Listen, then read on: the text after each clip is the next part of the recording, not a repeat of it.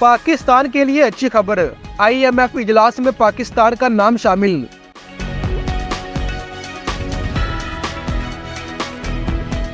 IMF executive board اجلاسوں کے schedule میں پاکستان کا نام بھی شامل کر لیا گیا ہے۔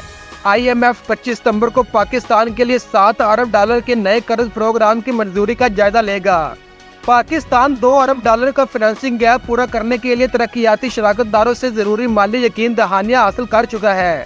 چند روز قبل ترجمان IMF کی جانب سے اعلان کیا گیا تھا کہ IMF ایگزیکٹو بورڈ 25 ستمبر کو پاکستان کے کیس کا جائزہ لے گا۔